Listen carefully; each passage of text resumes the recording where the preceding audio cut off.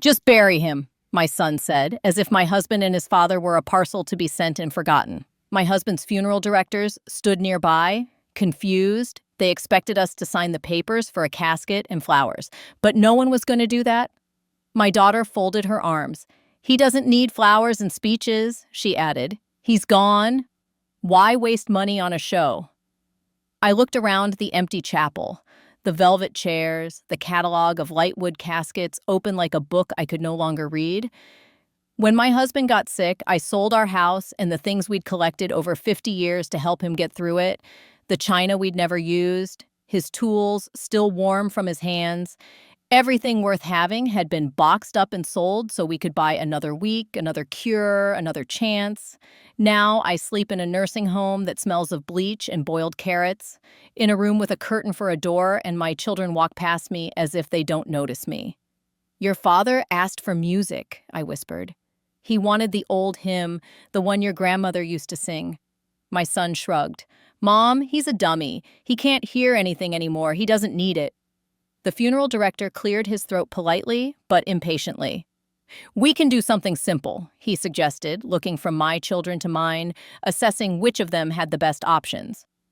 My daughter tapped the bill with a neat red fingernail. "Simple means free?" I heard the creak of chairs in the hallway, the quiet murmur of another family, the soft rustle of tissues being pulled from a box. Am I the only one who remembers how my husband's voice trembled when he asked me not to let him disappear? How could my own children turn life into a budget item? I folded my hands in my lap so they wouldn't see them tremble. They always mistook my silence for emptiness. They don't know about the ledger I kept during every treatment, every promise I made in the hospital corridor. They never read his last letter, hidden where only I could find it. They've forgotten who taught them to stand up straight, who went without so they could. They think I have nothing left. They're wrong. "Give me a pen," I said to the principal, and my son gave a short, surprised laugh. Because where would I get the money? He doesn't know who I called this morning. He doesn't know what I found last night in the pocket of my husband's old coat, the one they'd missed in their rush to empty our lives. I will give my husband the burial he deserves, and my children will learn the price of cruelty. The morning I signed the documents, booked the chapel, I took the bus back to the nursing home, the contract up my sleeve, the still warm pen I had been lent in my hand. The hallway smelled of bleach and stale soup.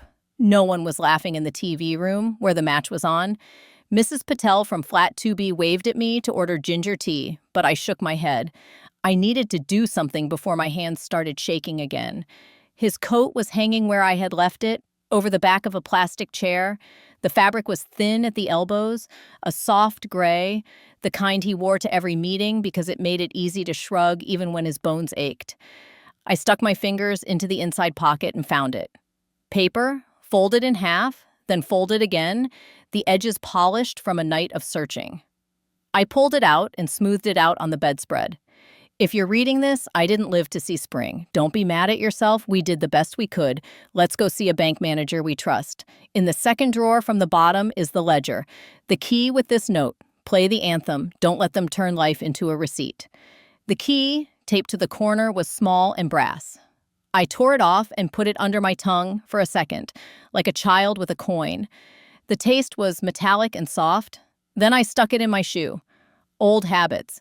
He always teased me for hiding things in plain sight. "Nobody looks where a working woman's weight falls," he'd say, "on her feet." At dawn, the next day, I walked to the bank before the doors were unlocked. The air bit at my cheeks, and I counted steps to keep from thinking, 60 to the corner, 180 to the crosswalk, the bench by the bus stop where he used to sit when the chemo was too much, pretending to check his phone until the world stopped tilting. I slid into line behind the early people, contractors with invoices tucked into back pockets, a woman in scrubs humming into her coffee cup. When the door opened, I asked for Mrs. Pruitt. The teller's face softened. "She's in," she said, and led me to a glass office where a woman with silver hair and eyes like a hawk stood up before I finished saying my name. "I heard," she said, and took my hands in a grip that made my bones stop rattling. "Sit down. Tell me what you need." I told her what my son said at the funeral home. I told her about the hymn. I told her about the coat, the key, the note. Mrs. Pruitt listened the way only someone who has counted both money and losses knows how to listen. When I finished, she opened a drawer and took out a red-bound ledger. "He asked me to hold this," she said. "For you only. He said you'd know when you needed it." My name was on the first page in his careful print. Beneath it was a list of dates, amounts, and words I recognized from months that had blurred into each other. Immunotherapy, PET scan, home oxygen. He had written notes in the margins that were almost jokes. "Remember to breathe, genius," next to a payment to the oxygen company. "Tell the kids soup is a meal," beside a grocery bill I knew he'd argued with me over because I'd snuck in oranges. Mrs. Pruitt turned the book to a page near the back.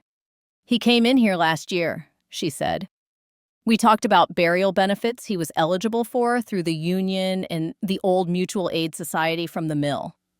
I told him those things are fussy, but they exist. He filled out every form. He paid a little each month into a small policy, not much, but enough to do what's right. He said you'd never ask for help if you thought it came from anyone but him." She slid an envelope across the desk. "He also kept a safe deposit box. That key in my shoe," I said. Mrs. Pruitt nodded. "Then we'll open it. There are limits to what I can do without the death certificate, but for this I can at least show you what's there, and the union benefit will be paid upon notice. I'll call Walt. He still runs the retirees fund." Walt was a man of thick fingers and a thick mustache I remembered from picnic photos when our children were small. He arrived at the bank with a windbreaker and a seriousness that made me feel for the first time in months, not alone. "I was at your wedding," he said, as if I needed proof that we had been young. He taught me to sharpen a blade without wasting steel. Then his voice softened. "I'm sorry about your boy and girl. Grief makes some people stingy with dignity. Doesn't excuse it." Mrs. Pruitt excused herself while Walt and I sat with a stack of papers. He pointed with a pencil. "This here is a burial stipend from the union. Modest, but it helps. The Mutual Aid Society covers a plot if you want St. Aurelia's Cemetery. Remember the choir loft? They're still there on Sundays rattling that old organ. The rest, we can add from his policy. You'll have a funeral, you'll have the hymn." I swallowed. "And the rest of it?" I tapped the ledger. "He wrote everything down?" Walt nodded. "He wanted you to have a record in case anyone disputed what you spent. He knew you'd sell the house before you'd sell your name." I thought of my son's laugh at the funeral home. Where would I get the money? He had grown up in a world where we absorbed the shock and kept walking. It made him think the shocks didn't hurt. It made him think we had no voltage of our own. "We're not done," Walt said. "He asked me to pass you on to someone. A friend, just in case." The friend turned out to be a lawyer named Ramos, who practiced in a narrow office above a barber shop. He was a quiet man, maybe my son's age, with a habit of straightening stacks of paper as if peace could be found if lines met cleanly. "You don't need a lawsuit," he said after I told him about the funeral director, and the hospice and the nursing home.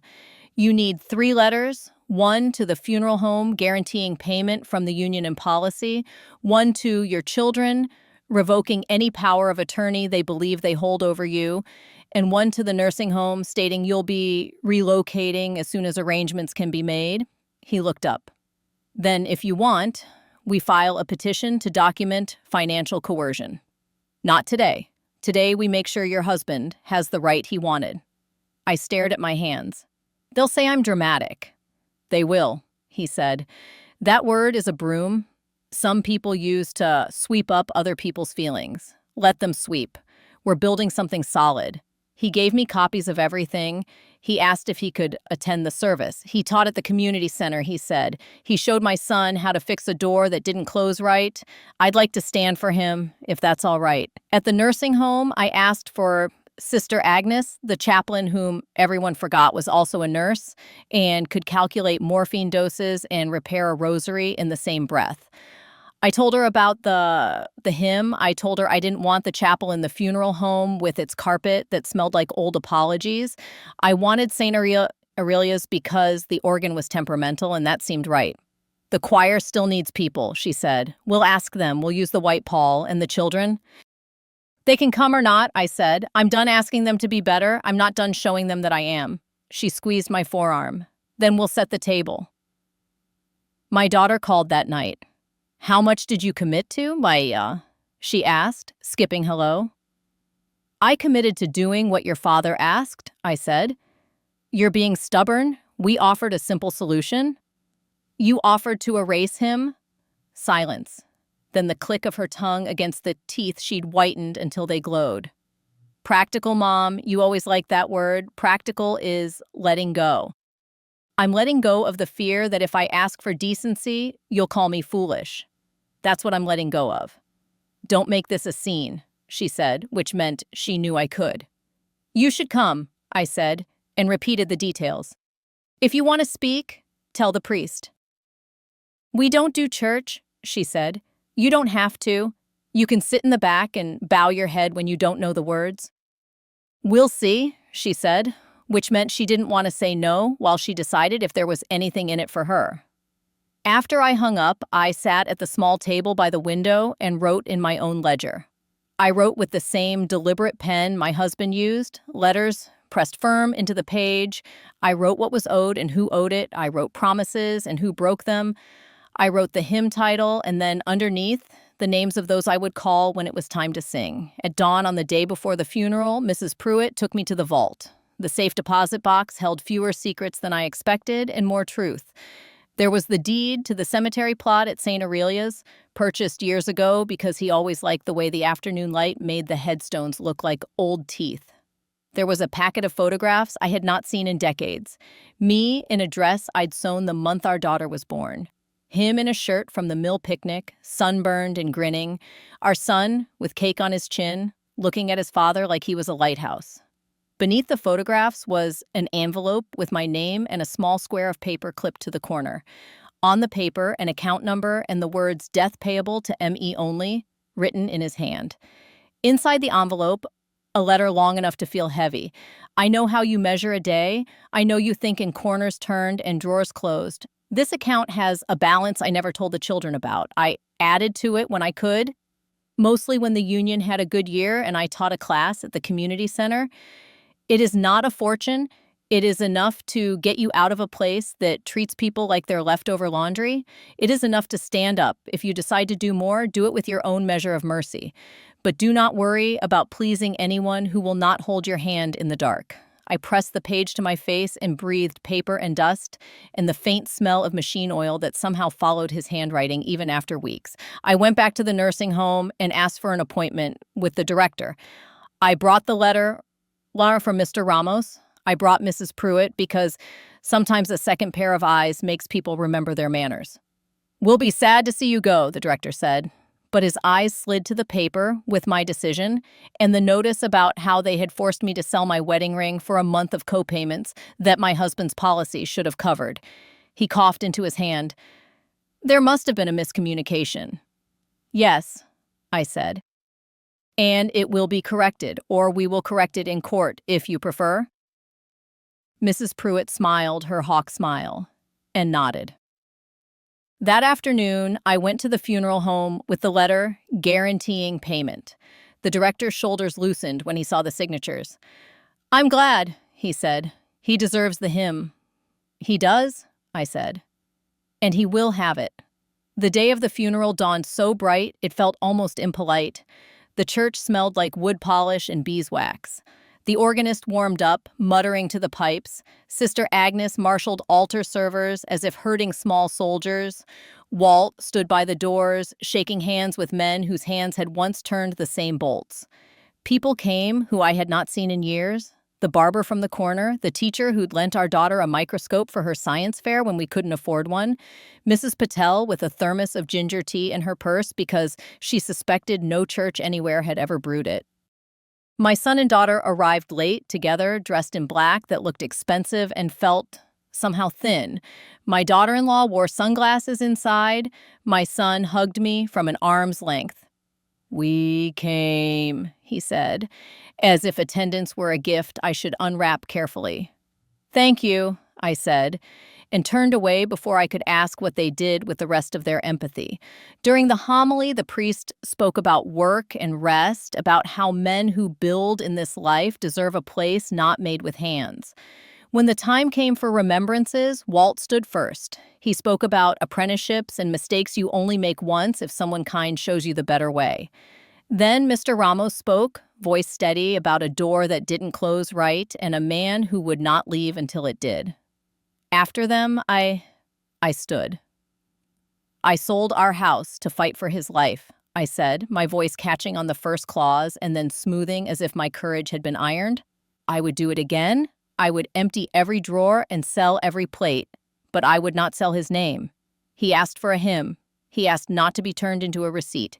He asked me to keep my ledger and my promise. So I did." There was a rustle at the back, the sound of someone shifting in a pew.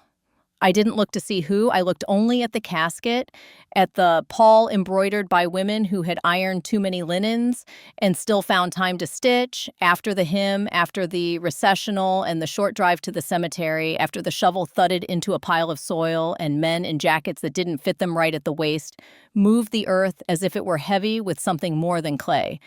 We gathered in the church hall for coffee and hard rolls. The room hummed with old stories. People laughed the way you do when you're reminding yourself it's allowed. That was when the process server came in. He was discreet, he wore a plain suit, and moved with the caution of someone who doesn't want to spill hot coffee. He asked quiet questions and handed my children manila envelopes as they reached for plates. My son's face went white. My daughter blinked, then opened hers there at the table, as if there were a coupon inside that might expire if not addressed immediately. "What is this?" she asked, voice too loud for a room heavy with long-throated grief. "A notice," Mr. Ramos said, appearing at my elbow with a calm that was almost playful. "To cease managing your mother's finances, which you do not, in fact, manage. To account for property removed from your parents' storage unit after your father's first hospitalization.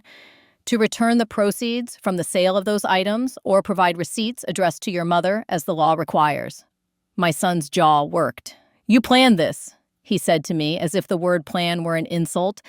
"I planned a funeral," I said. "The rest is what happens when grown people are asked to put their promises into writing." "You don't have to do this here," my daughter-in-law hissed, low enough to be almost a whisper. "People are watching." "Yes," I said, "they are." She stepped back as if proximity to me might stain her dress. My son opened his envelope and scanned it. "This is ridiculous," he said to Mr. Ramos. "We were helping. She would have asked eventually. We just took what wasn't yours," Ramos finished gently. "That's not help." Walt stood then, hands in pockets as if holding himself still. "I told you to respect your mother," he said, voice soft enough that every conversation in the room stopped to hear it. "You didn't. Now you can respect the law." My daughter's face flushed. "This is about money, isn't it? After everything, you're still counting pennies." "I count what matters," I said. "Today it was his hymn. Tomorrow it will be my dignity. If there are pennies, I will count those too. I am a bookkeeper. I know what things cost." She looked at me as if I'd turned into someone she didn't recognize. Perhaps I had. Perhaps grief has a way of burning off whatever of you was willing to keep the peace by scalding your own tongue first. The hall settled back into the business of mourning. The coffee cooled, people came to squeeze my hands, and remember the way he always carried a spare screw in his pocket. Just in case. The children slipped out, their envelopes under their arms like unwelcome favors. In the quiet after, I sat with Sister Agnes. She watched me drink the last of the coffee as if it were medicine. "What now?" she asked. "Now I move," I said. He left me a ladder. I intend to climb it. I used the account my husband had kept for me to secure a small room at a better facility, sunny, with a window that looked over a line of trees that would flash with sparrows in the morning. The director spoke to me like I was present. The nurse introduced herself and then introduced the plant in the corner as if we'd also be responsible for that life together. I used the rest to hire a part-time aide named Marisol, who spoke to me the way my mother once had when I came home with skinned knees, kind, unflinching. unimpressed by anything except truth. Mr. Ramos filed the petition. My children sent emails in a tone that read as reasonable until you knew how good they were at making sentences. Do chores truth wouldn't do. They were hurt and surprised and concerned. They offered to reconcile if I agreed to let the past lie. They CC'd each other to look official. They CC'd me to look generous. I answered only through Mr. Ramos, who reminded them that let the past lie is something that can only be asked by those who have nothing to fear from the truth. The hearing was set for the middle of summer. The morning of, the courthouse felt cold even in heat that dissolved the horizon. We sat on a wooden bench under a painting of a sailboat in an ocean that looked too calm to be real. My son arrived with a lawyer in a suit that fit like a glove. My daughter came alone, a paper folder in her hands as if she had studied and would pass this test by sheer effort. The judge was a woman with hair pinned back and a gaze that made me grateful I had always paid my bills on time.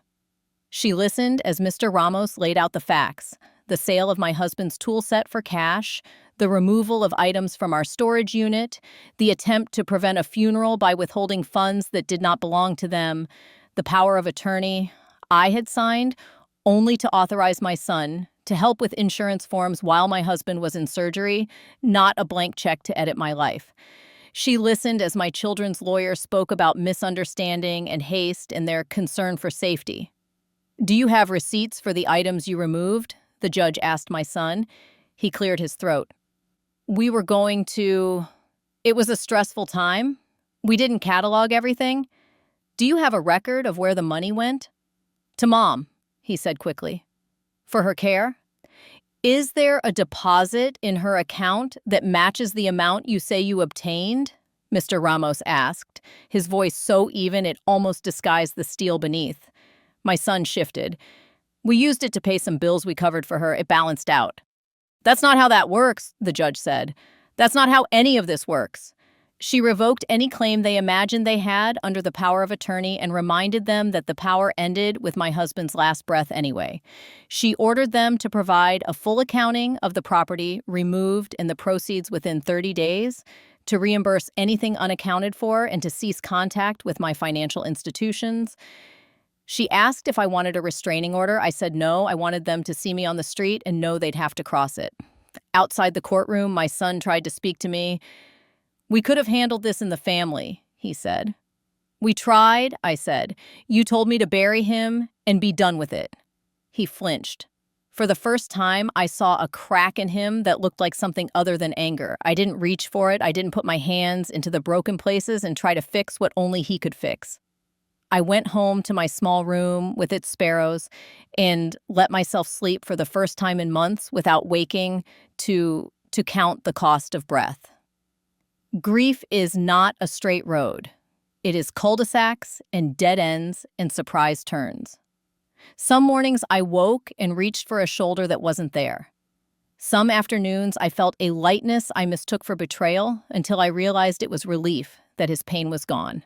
I kept my ledger. Not of money, not only, of kindnesses.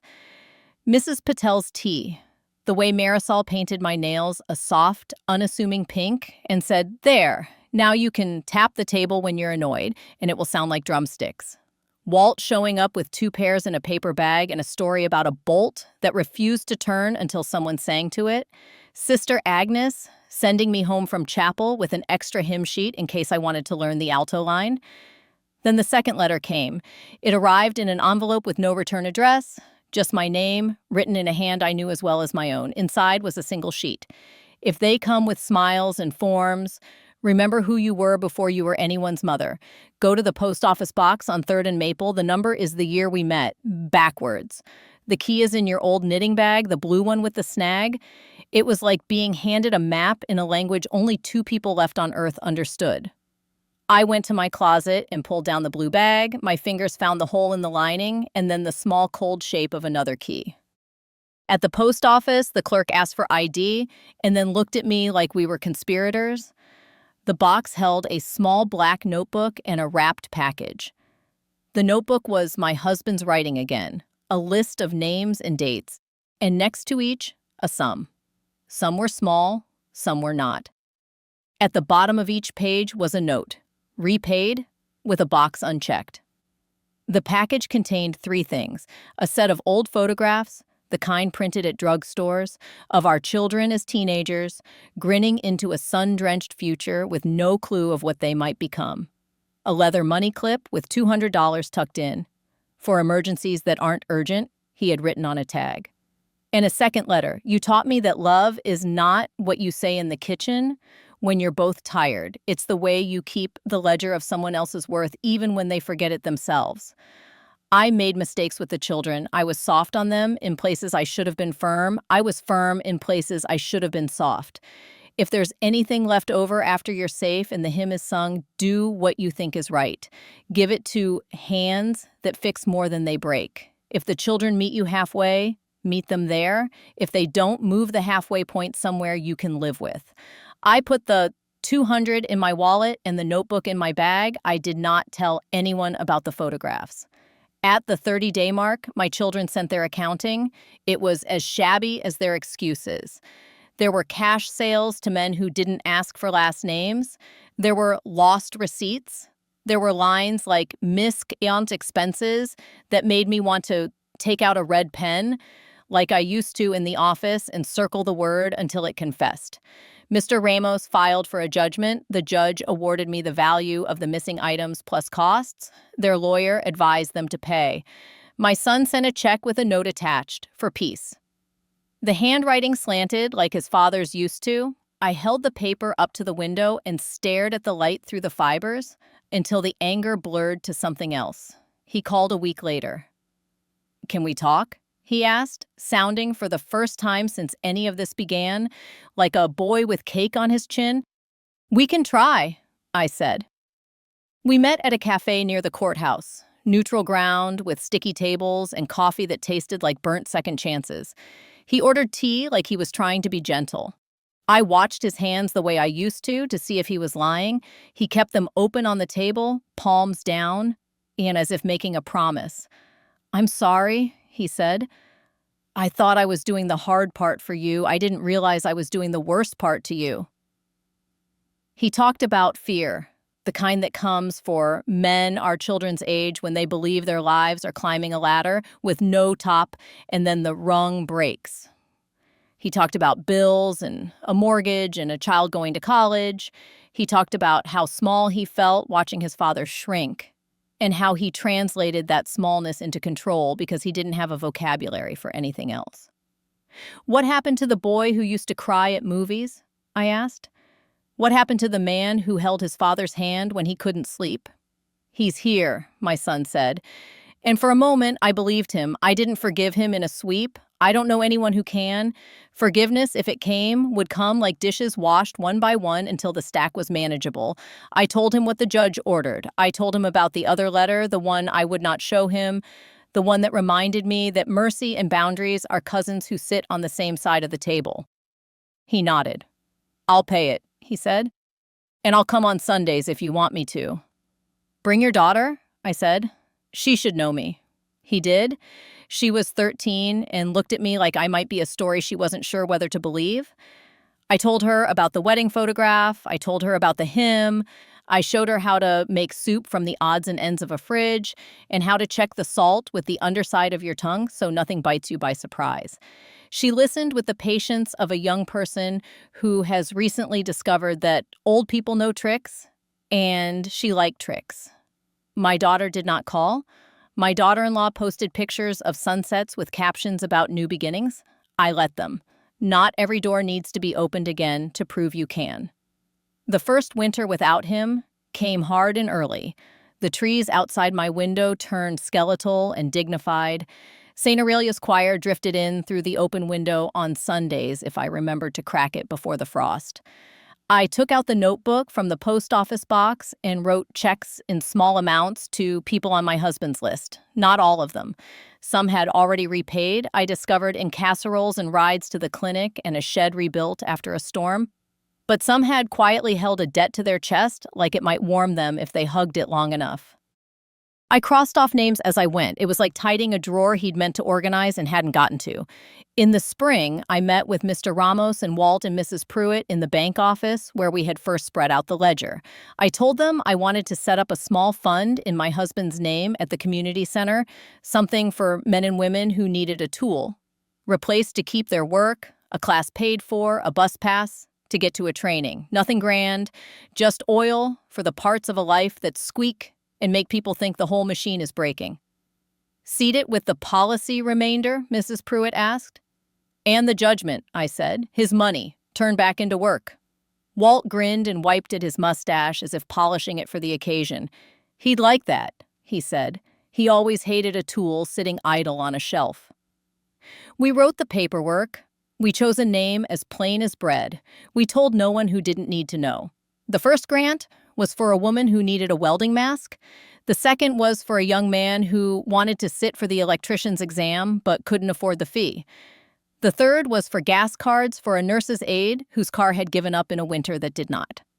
I went often to the center to sit in the back and watch people learn how to make repairs.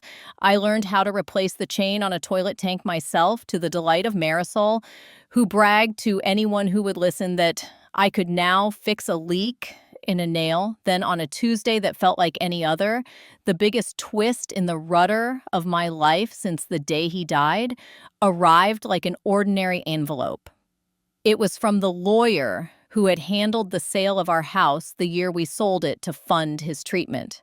Inside was a letter informing me that the developers who had bought the house had failed to properly record the release of a small lien on a tiny strip of land behind the garage, a strip that had been parceled off decades ago by a previous owner and then folded into our deed by a clerical error that no one noticed until a survey for a new project turned up the anomaly. The letter explained in precise legal language that because the release had never been recorded, the strip of land, only 8 feet deep and 40 feet wide, had reverted to the last clear title holder, me. It abutted a planned access road for the development. Without it, the project would stall. Mr. Ramos, whom I called immediately, laughed in that surprised and delighted way people do when the universe throws a pebble at just the right window. You own their gate, he said, by accident and by law. I sat down on my bed because my legs didn't trust me. What do I do with a strip of dirt? You plant a flag, he said.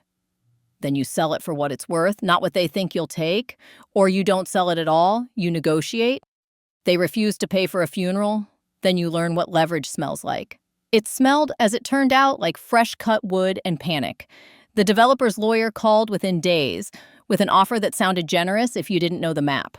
Mr. Ramos laid the plan on his desk and traced the access road with a forefinger that looked like a promise. They need this, he said. You need not to be bullied. Start high. I did. The number made even my mouth go dry when I said it. The lawyer on the other end of the phone sucked in his breath as if I had asked for a kidney. That's outrageous, he said. So was leaving a man without a hymn, I said, because sometimes you are allowed to speak from the marrow, and sometimes the marrow knows math. They countered. We declined. They threatened to sue. Mr. Ramos smiled and reminded them that judges like recorded deeds and dislike projects that pretend a soul doesn't belong to the land. They went quiet. Then they came back with a figure a fraction higher than my first offer, as if to save face while conceding. When the check cleared, I took a bus to the cemetery. I stood by the stone with his name and told him everything I had done that week. How I argued with a man who thought dirt was dirt and not history. How I signed my name the way he taught me to at our first joint account with my whole hand. How I cried when Mrs. Pruitt called to say it was done and then laughed when Sister Agnes told me she'd known God kept a drawer of surprises for women who keep calling his bluff. I used the money to buy a small, tidy apartment with clean windows and a stove that needed a new gasket I could afford and fix myself. I moved in on a Thursday. Marisol helped me unpack the kitchen. We lined up my spices like soldiers and put the mixing bowl he'd loved for 40 years in a place of honor.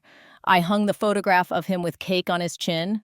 I hung the ledger on the inside of a cabinet where only I would see it. I sent my son and granddaughter the new address. He sent back a picture of her carrying a casserole dish carefully to keep the heat from her hands. "We're coming Sunday," he wrote, "if you'll have us." I texted back a picture of the stove hissing like a cat. "Bring pot holders," I wrote. I did not send my daughter the address. She did not ask. The small fund at the community center grew in modest, honorable ways. People who had been helped added what they could when they could. Someone left $50 bills in envelopes marked "for a hinge that squeaks."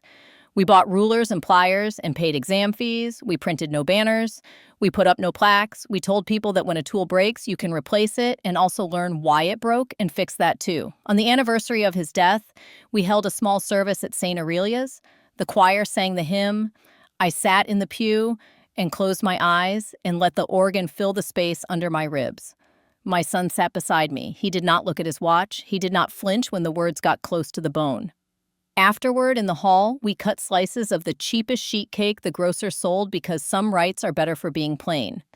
My granddaughter took my hand and led me to a corner where the old men told dirty jokes with the dirt carefully removed. "Are you happy?" she asked. And it was the kind of question only a child and the very old ask without flinching. "I am exact," I said. "And content. That's my version of happy." She nodded like she understood that this was not a compromise, but a win. Late that summer, my daughter sent a text. It was short. "Can we talk?" I asked where. She suggested the same cafe with burnt coffee. I agreed. She arrived in a dress that looked like it could stand up without her in it. She ordered water. I watched the way she circled the rim with a finger as if coaxing it to sing. "I was angry," she said finally. "I still am, if I'm honest, about the years you were both sick, and I didn't want to look at it, about the way everything fell apart when I had just gotten my life together, about the house. Yes, the house I dreamed of bringing my friends to, and suddenly it wasn't there." "It was never your house," I said soft. She bit her lip. "I know, but sometimes wanting makes you think you own." We sat in the sound of other people's dishes. She told me about a friend whose mother had died without a service and the way grief seemed to wander the friend's house like a stray animal no one wanted to claim. She told me about a check she had written for nothing more than the feeling of doing something useful and how it didn't make her feel useful at all. "I said ugly things," she said. "I made you small so I didn't have to be." "You succeeded," I said, "and I got big again anyway." "I see that," she said, a strange, begrudging smile in her eyes. "Will you let me try to do it right now?" "Trying is a verb," I said. "I like verbs. They go in ledgers."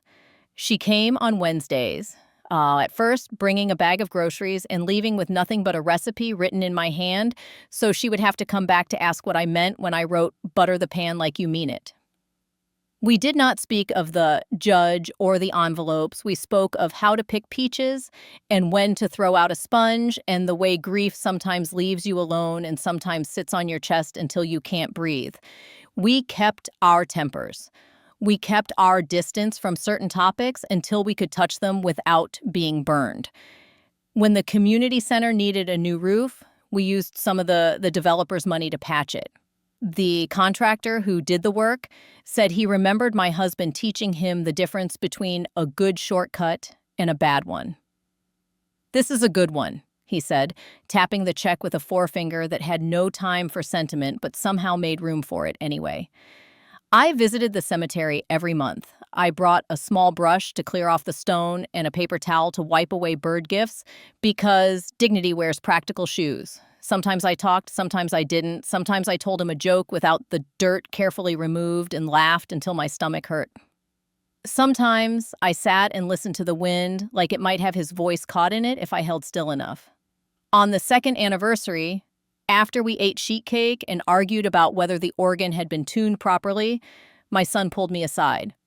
"I brought something," he said, and handed me a box that had once held new shoes. Inside were receipts. He had gone back and tracked down every cash sale of my husband's things he could. He had found phone numbers and addresses, and in one case, a man who still had my husband's favorite screwdriver and wanted me to have it if I wanted it back. He had stapled each receipt to a sheet of paper and written what he had learned. At the end was a note. I won't ask you to forgive me. I'll ask to keep doing the work of it. I pulled the screwdriver out of the box. It fit my hand the way some old pains do when you finally understand what they were trying to teach you. Thank you, I said, for the work.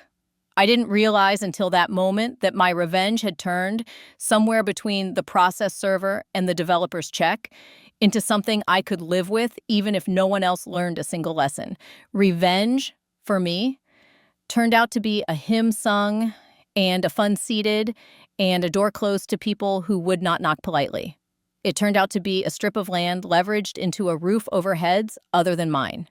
It turned out to be a ledger balanced, and then, because life is generous when you meet it in good faith, a son who showed up on Sundays with soup and silence, and then, slowly, words.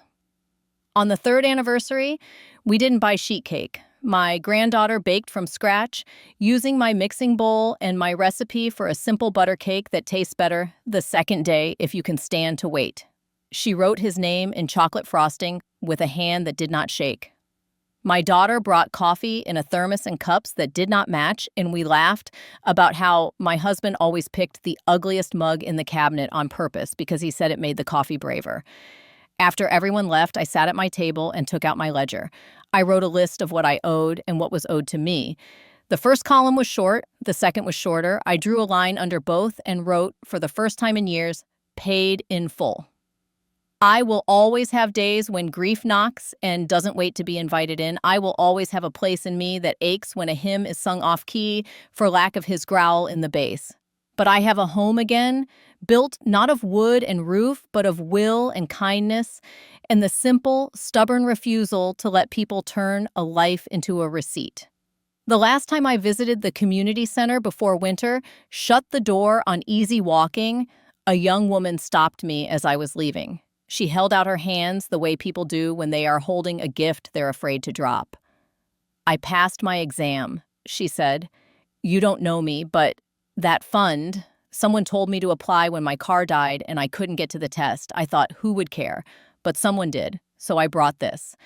She handed me a photograph of a fuse box she had wired cleanly, each line crisp, the labels neat. It was a beautiful thing. I took the photograph home and put it on my refrigerator with a magnet shaped like a pear that Walt had brought me as a joke that turned into a talisman. On the back of the photograph, she had written in careful print, "Thank you for the tool." I smiled because it turned out she was right. That's all I had ever asked for at the end of a very long, very ordinary fight. Not a parade, not a headline, just the right tool in the right hand, used for the right reason. If you want to know how I learned to ask for that and nothing less, start with a hymn sung over a coffin that some people thought was not worth the cost. Start with a woman who sold her house and then found a way to buy herself back. Start with a ledger. Start with a strip of dirt. Start with a son saying the wrong thing for what he believed was the right reason. Then watch a woman in her 70s straighten her back and say, with no tremor and no apology, that the price of dignity is paid in full only when you refuse to sell it. That's how it happened, and that's how it ends. Not with confetti, but with clean work and a table set for whoever is learning how to do it right. My grandma told me this story. I have many more stories. Subscribe so you don't miss the most interesting things.